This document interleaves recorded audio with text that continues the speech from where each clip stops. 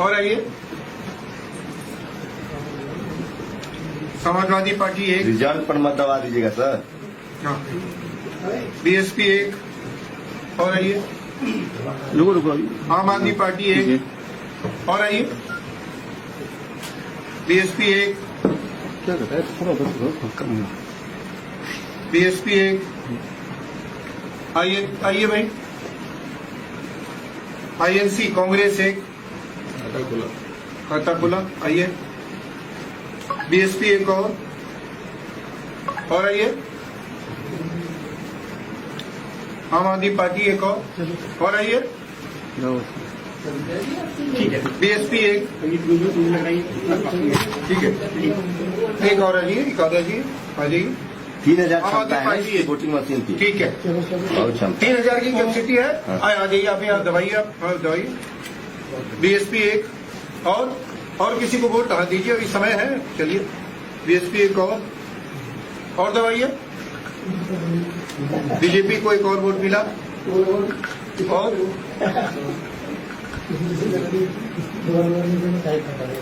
BSP को 1 और vote मिला, ठीक है सर, ठीक है, सर इनके साइड लगा दे, रोड बंदी करते हैं। समाजवादी पार्टी को 1 और मिला, ठीक है, टाइम अब ओवर हो गया वोटिंग का, टाइम ओवर हो गया वोटिंग का, और अभी देखिए कितना वोट पड़ा है। एक बार एक काम करते हैं, अब हमारी वोटिंग बिल्कुल फिनिश हो गई है, अब हम इस मशीन को पहले तो ये काउंट करके बता दीजिए कि इसको काउंट वो तो रखा हुआ है सर, लेकिन मशीन तो काउंट करता नहीं ना उस समय, तो मशीन चला जाता है। तो काउंट मशीन उस टाइम में काउंट नहीं, लेकिन हम लोग अभी काउंट करके रख ले, अपने उसमें कर लें, नहीं, एक काम पेपर करते हैं, पहले हम मशीन को ऑफ करके रख देते हैं। ठीक है, ठीक है, यानी वोटिंग हो गई। हाँ, वोटिंग अब हम लोग जा रहा है उसमें रूम में, हाँ, मशीन को हम लोग ऑफ कर रहे हैं। देखिए मशीन को मैं यहाँ से ऑफ कर रहा हूँ।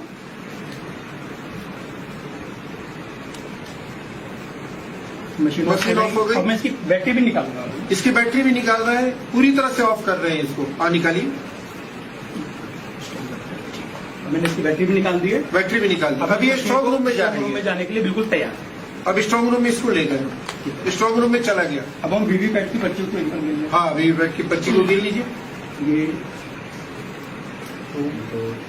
2, हाँ, 1, 1 2 3 4 5 6 7 8 9 10 10, ये 6 ये 2।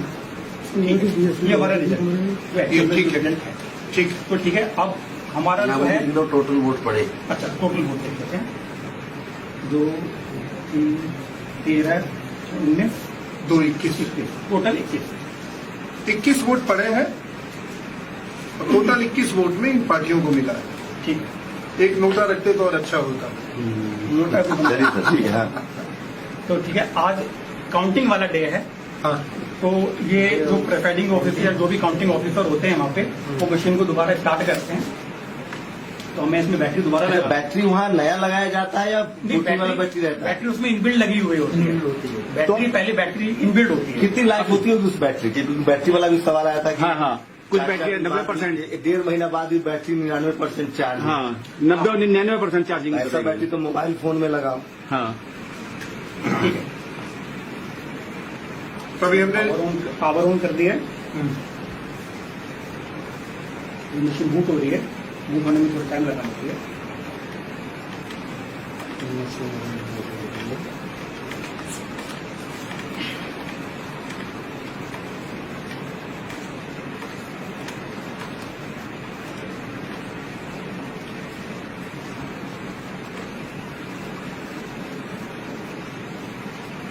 ठीक है, मशीन स्टार्ट हो चुकी है। मशीन स्टार्ट हो चुकी है, अब काउंटिंग हो रही है। मशीन के फाइनल काउंटिंग। मशीन के ऊपर एक मैसेज आ रहा है, press button T for result. ठीक है, अब हम रिजल्ट का बटन प्रेस करेंगे और फिर हम इसका रिजल्ट देखेंगे फाइनली क्या डिस्प्ले कर रहा है। रिजल्ट का बटन प्रेस करो। हाँ, रिजल्ट का देखिए, अब रिजल्ट का बटन दबा रहे हैं ये। अभी काउंटिंग हो गई फाइनल एक तरह से, अब ये दबा रहे हैं रिजल्ट का बटन। हाँ जी, अब आप वोटिंग देखिए क्या है, इसमें क्या रिजल्ट शो हो रहा है। आप देखिए इसमें क्या आ रहा है। बीजेपी 10, बीजेपी 10, कांग्रेस 1, बीएसपी 2, आप 6, एसपी 2। उलट गया ना, बीजेपी बीएसपी का उलट गया। यानी कि बीएसपी के जो सारे वोट हैं, उस वोट में कितने वोट? 8 वोट यहाँ शिफ्ट हो गए। ईवीएम जब दोबारा चालू हुआ, रिजल्ट के लिए खोला गया इसको, तो ये बीएसपी, एक बार आप ईवीएम को सब कैमरे मोबाइल के पास लेके दिखा दीजिए। बीएसपी 10 वोट मिले थे, हाँ, ईवीएम को दिखाइए। ऊपर आ गए, और बीजेपी को जो 2 वोट मिले थे, हाँ, वो दिखा रहा है, ईवीएम दिखा रहे हैं हम लोग।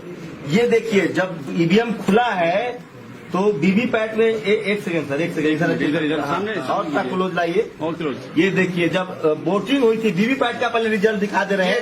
वीवीपैट का रिजल्ट है बीजेपी 2, INC 1, BSP 10, आप 6, सपा 2। और जब ईवीएम खुला है, यही ईवीएम, बीजेपी तो 10 बीजेपी को चला गया है, एक कांग्रेस। एक हाथ रही ना सर थोड़ा, हाँ, एक कांग्रेस को 1 गया है, BSP को 2, आपको 6, आपको 6, और समाजवादी पार्टी को 2। समाजवादी पार्टी और आप वाला ठीक है। हाँ, ज्यादा जो वोट गया है वो चला गया एक बीजेपी के जो, पास। इसका मतलब ये हुआ कि जो विनिंग पार्टी है उसका वोट वो बीजेपी के पक्ष में शिफ्ट कर गया, यानी कि स्वैप कर गया। अब बताएंगे जो डेमो दे रहे हैं कि ये चला गया। ठीक है सर, ये हो गया। अब बताएंगे जो डेमो दे रहे हैं कि ये कैसे हुआ। हाँ जी, जी, अब ये बताइए, ये चमत्कार हुआ कैसे? बताते हैं सर। एक्चुअली जैसे जैसे टेक्नोलॉजी एडवांस हो रही है और वैसे वैसे टेक्नोलॉजी का दुरुपयोग होने के चांसेस भी बढ़ रहे हैं।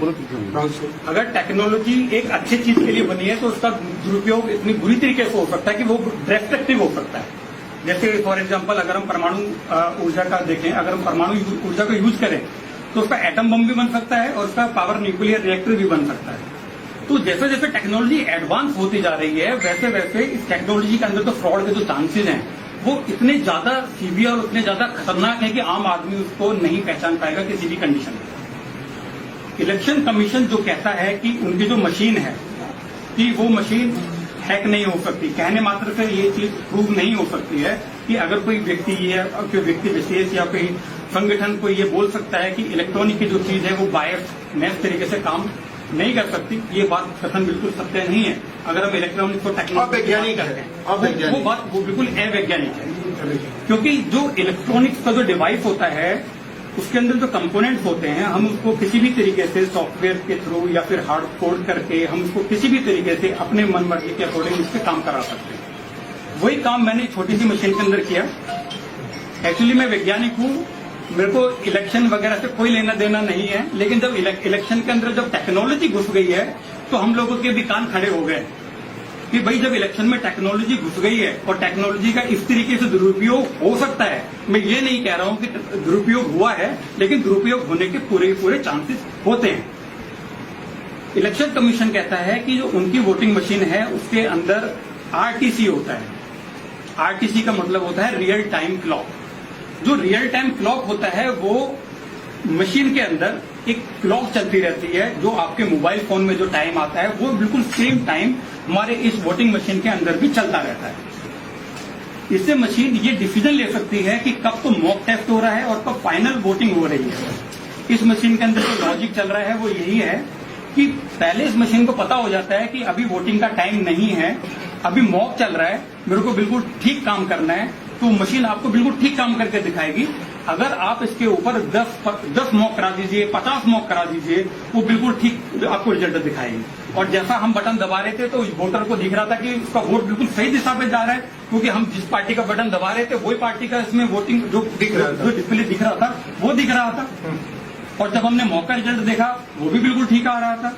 लेकिन जब हमने फाइनल वोटिंग की और फाइनल वोटिंग करने के बाद मशीन को पावर ऑफ करके रख दिया, इसकी बैटरी भी निकाल के रख दी, और उसके बाद जो, क्योंकि सर देखिए इसमें क्या है, किसी भी इलेक्ट्रॉनिक मशीन को टेस्ट करने के लिए हम उसके आउटपुट को इनपुट से वेरीफाई करते हैं। किसी भी मशीन को अगर टेस्ट करना हो तो उसके आउटपुट को उसके इनपुट से वेरीफाई करते हैं। लेकिन इलेक्शन में क्या होता है कि हम सिर्फ आउटपुट देखते हैं, इनपुट नहीं देखते। इनपुट गोपनीय होता है, इनपुट गोपनीय होता है। जो भी मतदाता होता है वो अपना इनपुट देता है। इनपुट क्या होता है मशीन में? इनपुट होता है बटन दबाना, मशीन का बटन दबाना इनपुट है, और जो आउटपुट होगा वो होता है ये हमारा रिजल्ट दिखना डिस्प्ले पे, वो आउटपुट होता है।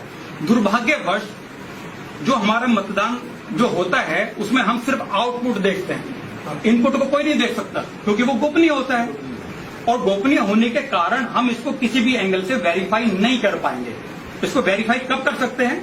जब हमने इसका डेमो लिया और हमने इस डेमो को हमने सबके सामने देखा कि इस बंदे ने किसको वोट दिया है, इन महाशय ने किसको वोट दिया है, तो वो हमने इसको पेपर पे नोट कर लिया। क्योंकि अब हम ये जो भी आउटकम आ रहा था, जो भी बटन दबा रहा था, वो भी हमने इसको नोट किया। नोट करने के बाद फिर हमने इस मशीन को बंद किया। बंद करने के बाद जब हम काउंटिंग वाली डे पे मशीन को दोबारा ऑन किया, रिजल्ट देखा तो रिजल्ट बहुत ही चौंकाने वाला था। मशीन को कैसे पता चला कि भाई आज काउंटिंग का डे है? आप जब इस सर्किट में देखेंगे, फिर देखिए ये मशीन जो मैंने टेक्नोलॉजी बनाई है, एक छोटे से गांव में मैंने बैठ के बनाया और मैंने इसको 10 या 15 दिन में बैठ के बना दिया था। जहां पर इलेक्शन कमीशन में जहां पर भी ये टेक्नोलॉजी डेवलप होती है, वहां पर पूरी इंजीनियर्स की पूरी टीम लगी हुई होती है। एक से एक धांसू वहां पर इंजीनियर्स होते हैं और वहां पे मशीन का जो एल्गोरिथम होता है, क्योंकि जो सॉफ्टवेयर जो होता है एक तरह की कथा होती है। कंप्यूटर भाषा में जो सॉफ्टवेयर होता है एक तरह की कथा होती है कि भाई ये बटन दबाएगा, रिजल्ट कहां पर जाएगा। रिजल्ट जाने के बाद जब वो फाइनल में जब रिजल्ट देखेगा तो पहले वो डेट भी चेक कर लेगा। कोडिंग बोलते हैं इसको, जिसको सॉफ्टवेयर की कोडिंग बोलते हैं। और जो कोडिंग जो होती है वो कंप्यूटर भाषा में काफी सारी कोडिंग की लैंग्वेजेज होती है, जैसे जावा होती है, सी होती है, .NET होती है, काफी सारी कंप्यूटर लैंग्वेज होती है। दुर्भाग्यवश हमारा जो मतदाता है वो टेक्नोलॉजी का टी भी नहीं जानता। हमारा वोटर बिल्कुल नहीं जानता। हमारा जो वोटर होता है उसको खाली इस बात से मतलब होता है कि मैंने बटन दबाया, भाई पर्ची दिख गया, मेरा वोट बिल्कुल ठीक दिखा, फिर चला गया।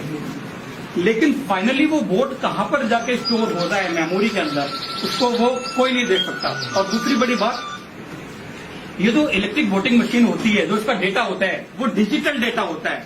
आप उसको वेरीफाई काउंट नहीं कर सकते हो, that is not a physical object. लेकिन जो बैलेट पेपर होता है that is a physical object. You can count that paper so many times and the result will be same. अगर आपने उस मत पेटी को 1000 बार भी आप उसके पर्चियों को गिनोगे तो 1000 बार भी अगर उसमें 800 वोट डला हुआ है तो उसमें 800 ही शो करेगा। लेकिन जो ये इलेक्ट्रॉनिक जो सिस्टम है, इसका जो डेटा होता है वो बाइनरी फॉर्म में होता है। आम आदमी तो बात छोड़ो, उसमें जो इंजीनियर होता है वो भी नहीं गिन पाएगा, क्योंकि जो डेटा होता है वो बाइनरी फॉर्म में होता है। बाइनरी फॉर्म में खाली उसको कंप्यूटर ही रीड कर सकता है, आम आदमी या इंजीनियर भी उसको रीड नहीं कर पाएगा। ठीक है। दूसरी बात, अब मैंने आपको बताया था कि ये जो इलेक्ट्रॉनिक जो सर्किट है इसमें एक आरटीसी मॉड्यूल होता है जो सबसे खतरनाक है। वही बताता है कि कौन सा है वो, कौन सा? देखिए ये मशीन में एक छोटी सी चिप लगी हुई है। हाँ। इसके अंदर क्लॉक चलती रहती है। हाँ। और इसके अंदर खुद इनबिल्ट इसकी खुद की बैटरी होती है। अच्छा। अगर मैं इस बैटरी को निकाल भी देता हूं तो आप इसमें देखिए एक छोटा सा सेल लगा हुआ है। छोटा सा सेल लगा हुआ है। ये जो आरटीसी मॉड्यूल होता है ये सभी डेस्कटॉप में होता है। सभी जितने भी इलेक्ट्रॉनिक डिवाइस जो तारीख पे रियल टाइम में काम करते हैं उसका सभी पे लगा हुआ है। तो बस ये छोटा सा लॉजिक वाला मैंने जो बनाया ये प्रूव करने के लिए कि भाई जो इलेक्ट्रॉनिक्स है, ये जो सॉफ्टवेयर का जो ये भी एक तरह का इलेक्ट्रॉनिक का यंत्र है, हम इसको जैसे प्रोग्राम कर देंगे ये वैसे काम करेगा। यानी कि आपके ऊपर डिपेंड करता है कि आप कैसा रिजल्ट चाहते हैं, Yes. वैसा इसको बना सकते हैं। बड़ी आसानी से बना सकते है मतलब जैसा हम रिजल्ट चाहेंगे वैसा इसको बना सकते हैं। हैं। हम ये भी चाह सकते हैं कि भाई मुझको उस वाले इलाके से हारना है, हाँ, वो भी बना सकते हैं। वो भी बना सकते हैं। हाँ, वाह। नंबर 2 यानी जीतने का भी बना सकते हो, हारने का भी बना नंबर सकते 2 हो। कौन आएगा? नंबर वो भी बना सकते हैं। और नंबर 1 मेरे किसको पास आना है, नंबर नंबर 2 2 इसको आना है। बल्कि अगर मैं इसके एडवांस लेवल में जाऊं तो मैं 100 मीटर दूर बैठ के अपने मोबाइल पे ये देख सकता हूं रियल टाइम में कि एक पार्टी को कितने वोट डल रहे हैं। और ये भी हो सकता है कि जैसे मान लीजिए कि 540 लोकसभा की सीट है जी। तो हमने कहा कि सोचा कि 400 में ही यही मशीन का जो काम है जी, जी। ये 400 में ही 400 इलाके में ही करते हैं, क्षेत्र में ही करते हैं। ठीक है। 140 में हम ईमानदार दिखने की कोशिश करते हैं Yes. कि वहाँ वोटिंग बहुत फेयर हुई है, ऐसा भी हो सकता है। सर देखिए सर, ये पॉलिटिकल क्वेश्चन है, इस पर मैं कोई कमेंट नहीं करूंगा। मैं सिर्फ I will only answer the technical question. हाँ हाँ। आप टेक्निकली कुछ भी पूछिए, वो नहीं, रणनीति क्या मतलब होती है। सर ये जो ईवीएम आपने बनाई है, जो ईवीएम से मतदान होता है, इसमें सेम सिमिलर रहेगा? ये अभी आपने इसमें बीजेपी को जिता रखा है, जो आपने ईवी बना रखा एक्चुअली है। क्या है कि अभी मैं किसी भी पार्टी को इसमें जिता सकते हैं, जरूरी नहीं बीजेपी को ही। अभी यहाँ पे काफी लोगों ने बोला कि सर बीजेपी जीती है तो हम बीजेपी को ही जीतना पसंद करेंगे, इसलिए इसमें जो कोडिंग हुई है वो बीजेपी के लिए कर दी। कितना देर में कोडिंग बदल के आप बीएसपी को जिता देंगे इसी 5 मिनट में। 5 मिनट अभी करेंगे, जीत जाएगी बीएसपी। ये सवाल है कि ये जो मशीन है 5 मिनट में बीजेपी के बाद उनके पास लाखों मशीन है, जी जी तो ये मैन्युफैक्चर करते समय ये एडजस्ट करते हैं। सर मैं आपको बताते हैं, जब ये मशीन कहीं जो इनके OEM है, ओरिजिनल इक्विपमेंट मैन्युफैक्चरर, वो BL एंड CIL की कंपनी, ECIL कोई कंपनी है, हैदराबाद को बनाती है, तो वहां से जो बन के आती है वो बात ठीक है, उन्होंने हार्डवेयर बना के दे दिया। लेकिन जो हमारा इलेक्शन कमीशन है, उनकी भी एक एक्सपर्ट कमेटी होती है, टेक्निकल एक्सपर्ट कमेटी। जो हमारा इलेक्शन कमीशन है उसके पास भी एक टेक्निकल एक्सपर्ट कमेटी होती है, और जो हमारा जो OEM जिससे मशीन बन के आ रही है वो उनके ही गाइडेंस में काम करके उसका सॉफ्टवेयर डेवलप करते हैं। जी, जो बेल है या फिर जो ECIL है, उनको इस बात से कोई मतलब नहीं है कि ये कौन से मतदाता क्षेत्र में जा रही है। करना भेज दिया, बस उन्होंने मैन्युफैक्चर किया, हार्डवेयर रेडी किया, स्टडी में आया। यस, हार्डवेयर सॉफ्टवेयर किसके देखरेख में डेवलप होता है? चुनाव आयोग। नहीं, चुनाव आयोग ने भी एक कमेटी गठित की हुई है जिसको टेक्निकल एक्सपर्ट कमेटी बोलते हैं, और एक्चुअली ये जो सारा का सारा जो भी काम होता है ये उन्हीं के देखरेख में होता है। अच्छा, मतलब गेंद पूरी तरह से चुनाव आयोग के पाले में है, चुनाव आयोग जो चाहेगा वही होगा। नहीं, मतलब इस तरह से कह सकते हैं क्या कि चुनाव आयोग जैसे चाहे जिस तरह से चाहे वही करेंगे। एक क्वेश्चन है कि एक लोकसभा चुनाव क्षेत्र में 2000 मशीनें होती हैं और हर जगह कैंडिडेट का नाम और पार्टी में डिफरेंस हो सकता है। तो नहीं सर, एक कंस्टिट्यूंसी में कहा कंस्टिट्यूंसी नहीं, एक कंस्टिट्यूंसी में एक तरह का आएगा, दूसरे में दूसरा आ सकता है। हाँ, वैसे ही आता दूसरे है। में बीजेपी नहीं लड़ सकती है, हाँ। कहीं पर BSP नहीं लड़ सकती है। हाँ, हाँ। तो ऐसी स्थिति में जो प्रोग्रामिंग मशीन वो कहाँ जाएगा? हाँ, ये पता नहीं होता है। नहीं, ये तो चुनाव आयोग तय करता है ना सर। तो इसीलिए मशीन किस कंस्टिट्यूंसी में जाएगा, कौन सी मशीन जाएगी, हाँ। It has been decided by चुनाव आयोग। चुनाव आयोग पता है, उसको पता है ना कि कहाँ से कौन चुनाव लड़ रहा है, कहाँ से कौन। सर, कैंडिडेट का नाम अल्फाबेटिकल। मेरा ये प्रश्न है कि सिर्फ क्या बोलते हैं कि आप वोटिंग शुरू होने के बाद भी चेक करो, कितनी बार भी चेक किया तो वोटिंग तो ही आएगा, काउंटिंग में सिर्फ डिफरेंस होगा। नहीं सूरज सर, आप जो कह रहे हैं ईवीएम मशीन चुनाव आयोग ही तय करता है कि कौन मशीन कहाँ जाएगी, कौन टीम कहाँ जाएगी। अल्फाबेटिकल नाम सारा चीज चुनाव आयोग तय करता है। ये इसको क्या चुनाव चिन्ह देना? हाँ, चुनाव चिन्ह तय करता है, अल्फाबेटिकल नाम तय कर। जैसे आपका नाम अजय सिंह है और आप निर्दलीय हैं, तो आजकल क्या कर दिया है कि पॉलिटिकल पार्टी के ऊपर रखते हैं, अल्फाबेटिकल नहीं भी आ रहा है तो भी जो पॉलिटिकल पार्टी है उसको, इंडिपेंडेंट को फिर नीचे रखते हैं। एक सवाल टेक्नोलॉजी से, जो सोर्स से चिप आया है उस सोर्स में बैठे बैठे उस नंबर से अगर वो मुझे पता हो कि उस चुनाव क्षेत्र में गया है, क्या वहीं से ऐसा कुछ हो हो सकता है? हाँ। सर देखिए, ये मशीन जो है ना, आप इसको वर्ल्ड के किसी भी कोने से बैठ के मैनिपुलेट कर सकते हैं। दूसरी बात में एक बात बहुत इंपॉर्टेंट है वो बताना चाहता हूँ। सभी लोग बोलते हैं कि मशीन हैक हो रही है, हम लोग बोले सभी लोग बोलते हैं कि मशीन हैक हो रही है, मशीन हैक हो सकती है। ये जो हैकिंग जो वर्ड है, दैट इज ये जो वर्ड जो हैकिंग है, ये एप्रोप्रिएट नहीं है यहाँ पे, क्योंकि hacking is the term where electronic device can be operated remotely without with the help of another machine. That is called hacking. ये हैकिंग नहीं है, सिस्टम में ये सिस्टम के अंदर ही प्रॉब्लम है। एग्जैक्टली, ये बहुत हमने इंपॉर्टेंट बात। ये बहुत इंपॉर्टेंट बात है। लोग हैकिंग, देखो लोगों को गुमराह किया जा रहा है क्योंकि लोगों को टेक्निकल नॉलेज नहीं है। चिप में इनबिल्ट है, चिप के अंदर ही इनबिल्ट है।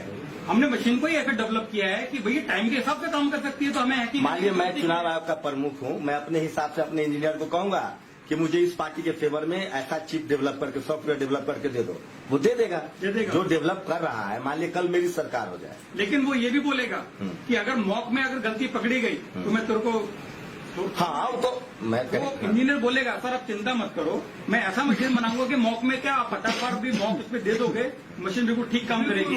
सर जो मशीन ITM में हम 100 रुपया फीड करेंगे, उसको गाइड करेंगे, प्रोग्रामिंग करेंगे, 1000 का नोट फेंकना, तो ईवीएम की थोड़ी गलती हो, तो हम फिट करके आए हैं। नहीं, कह रहा हूँ कि हम लोग को जो बात कहनी है, इसका मकसद क्या था हम लोग? अपने अपने स्टेटमेंट दे दिए। एक मकसद ये था कि लोगों को अवेयर करना, वोटर्स को अवेयर करना, ये हमारा मकसद था इनको बुलाने का। और इन्होंने जो अपनी बात कही जी, हम लोग कोई जजमेंट में नहीं पहुंच रहे हैं। हम लोग ये कह रहे हैं कि लोकतंत्र के जरूरी है लोगों का भरोसा। भरोसे के बिना लोकतंत्र नहीं चल सकता। टेक्नोलॉजी आती है जाती है, बैलेट पेपर नहीं था तब भी लोकतंत्र था। मेरा ये कहना है कि भरोसा सबसे इम्पोर्टेंट है। अगर वोटरों में ये भरोसा नहीं है तो ये जिम्मेवारी है चुनाव आयोग की कि वो वोटरों में भरोसा पैदा करे। सर एक दो सवाल हम लोग का हो वोटरों जाएंगे। में एक भरोसा पैदा करे कि आप लोकतंत्र पे इसीलिए विश्वास कीजिए कि जो कुछ भी हुआ है और जो कुछ भी सवाल आपके सामने आ रहे हैं वो सब दुरुस्त है, उसको फिर साइंटिफिकली आके बात सर, आप अपने सवाल लेके बात कीजिए। लेकिन सवाल के फॉर्म में सवाल ले जाए तो मैं क्या लग रहा है आपको कि ये जो आपने ईवीएम बनाया है और ये इसी पैटर्न पे वो ईवीएम भी काम करता है, क्योंकि आप बेल में काम भी कर चुके हैं? सर देखिए, एक ईवीएम तो मशीन होती है, जरूरी नहीं कि मैंने जिस टेक्नोलॉजी को यूज करके इसमें ईवीएम बनाया है या जो कोड मैंने इसमें लिखा है, जरूरी नहीं कि वो उसी कोड पे काम करता हो। एक मशीन को किसी भी तरीके से काम करने के लिए 50 तरीके हो सकते हैं। भाई एक चीज को किसी आदमी को व्यक्त करने के लिए हम 50 तरीके से जैसे बोल सकते हैं, तो उसी तरीके से इस मशीन को भी हम किसी भी तरीके से चाहे वो ठीक काम करे या गलत काम करे, हम उसको अलग अलग तरीकों से बोल सकते हैं। मतलब जो मशीन जो बनाता है वो उसका वो कंट्रोलर है, वो उसको जैसे चाहे वैसे रिजल्ट निकाल सकता है। जो उसकी कोडिंग होता है वही एक बात बताइए, अगर कार में स्पीड हम 120 पे फिक्स कर दें, अब मीटर लगा दे 160 का, तो 160 पे चलेगी गाड़ी? नहीं चलेगी ना। प्रोग्रामिंग होता है ना, टेक्नोलॉजी कॉमन सेंस हम कह रहे हैं। I am not a scientist, I am historian. तो मुझे लगता है कि वो सब प्रोग्रामिंग का मसला है। मेरा निवेदन था कि यहाँ जो बैठे हैं उनसे व्यूज हमारे बीच जो समाज कल्याण मंत्री राजेंद्रपाल गौतम जी, अभी आपके सामने जो ईवीएम मशीन का डेमो किया गया है, तो इस बारे में क्या कहना चाहेंगे? अभी जो आपके सामने हकीकत डेमो हुआ है। मैं इसको ईयरफोन दे दीजिए दादा। कोई नहीं, उधर रखो।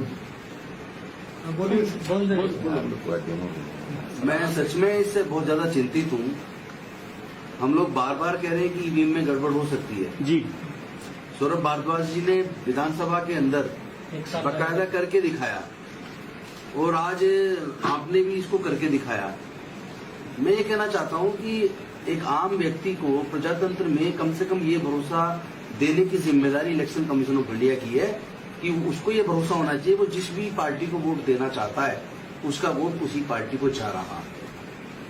आज इसको देख के ऐसा लग रहा है कि इससे ईवीएम से लोगों का भरोसा उठ जाएगा और कोई भी मतलब पार्टी का अध्यक्ष अगर ये कह रहा है हम 300 प्लस सीट लाएंगे और बड़े कॉन्फिडेंस के साथ कह रहा है और उसके बाद उतना ही रिजल्ट आता है जितना बोला जा रहा है, जी जी, तो इससे उस बात को भी ज्यादा बल मिलता है।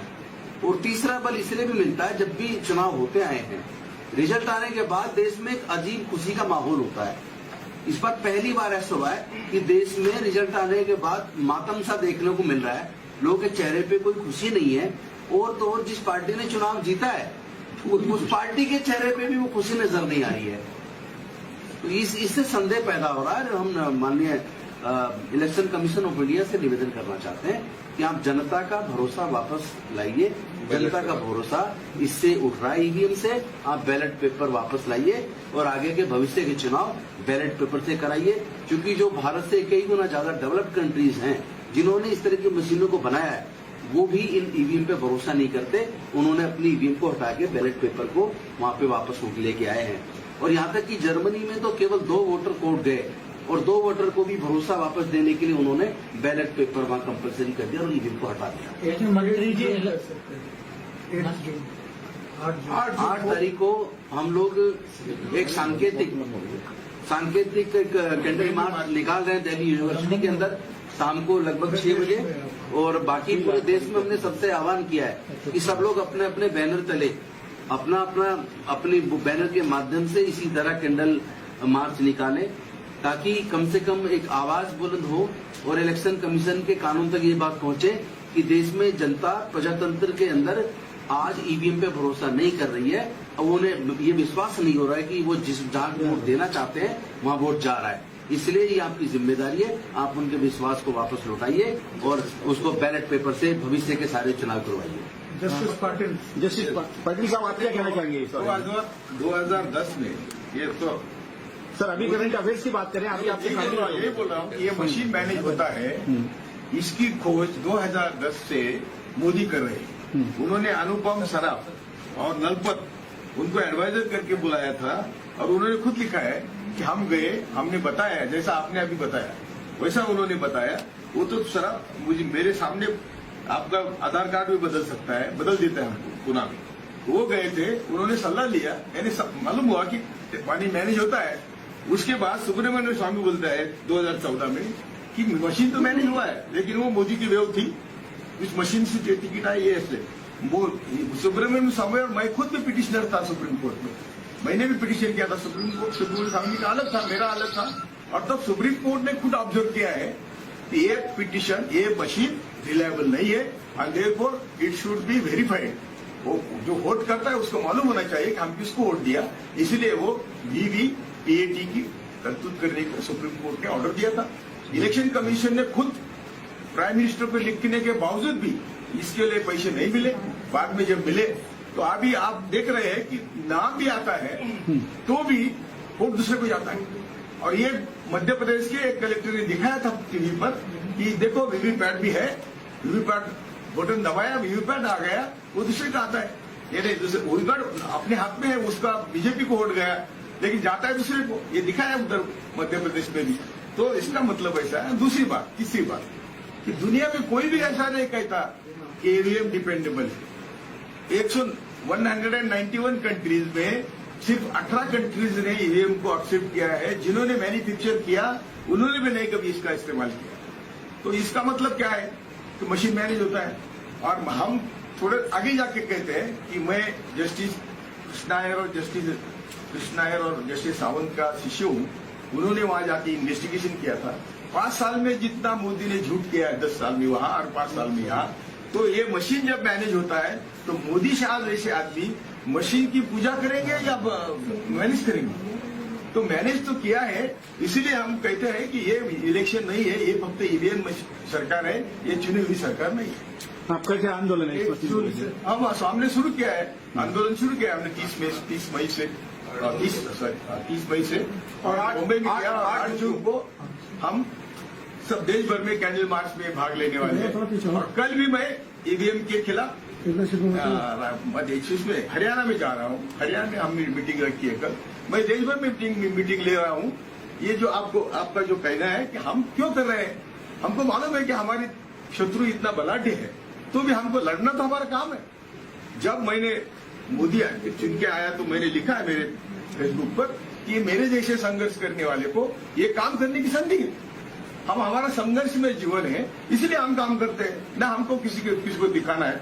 तो ये मैंने अमित शाह होम मिनिस्टर होने के बाद भी मैंने लिखा है कि यदि मैं मरा तो होम मिनिस्टर ने मारा, इसका कंक्लूजन एक ही हो सकता है, क्योंकि उन्होंने गुजरात में ऐसे लोग मारे हैं, सोहरावर्दी मारा तो प्रजापति मारा, जितने भी मारे हैं, इशरत जहां मारा, इन्होंने हुक्म देके मारे हैं। एटीएस प्रमुख कहता है ये मुझे घर पे बुलाते बोलते थे कि इसको मारो उसको मारो। तो मैंने उनको कहा कि मैं मोदी शाह के सर्विस में नहीं हूं, मैं इंडियन पुलिस सर्विस में हूं, तो आपका मैं मानूंगा नहीं।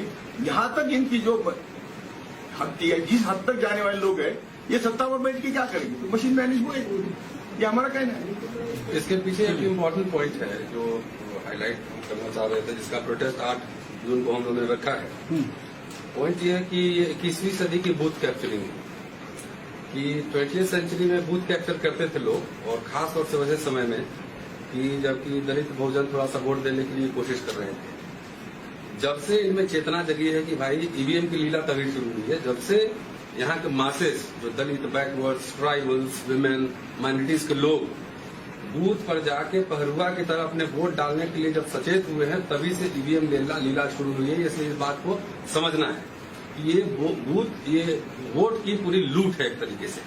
भाई आप अमेरिका, जापान, जर्मनी से टेक्नोलॉजी बोरो करते हैं, आपसे नहीं कोई बोरो करता है, आपसे चीप लेबर सिर्फ लेता है वहां की इंडस्ट्री के लिए। तो उन देशों में जब ईवीएम से इलेक्शन नहीं हो रहा है, तो इसमें अगर आप देखेंगे तो ईवीएम के समर्थक वही लोग मिलेंगे जिनके बाप और दादा बूथ लूटते थे, जिनके बाप और दादा दलित पिछड़ों को बूथ पे नहीं जाने देते थे, उनका वोट खुद ही जाके डाल आते थे। इसीलिए वोट हमारा कॉन्स्टिट्यूशनल राइट है, और कॉन्स्टिट्यूशनल राइट है तो उसको देने की शैली क्या होगी, विधि क्या होगी, उसमें भी हमारा हक है। अभी ऐसा नहीं कि ये ईवीएम जो है सिर्फ एक विधि, पोस्टल बैलेट तो आ ही रहा है ना, पोस्टल बैलेट आ रहा है, तो जब 2 विधि चल रही है तो हमको मान लो कि पूरे देश की आवाम कह रहे हैं कि हमें बैलेट पेपर से देना है वोट, तो इलेक्शन का सुप्रीम कोर्ट भी सुप्रीम नहीं है। सुप्रीम कोर्ट इस देश में अगर सुप्रीम है तो संविधान है।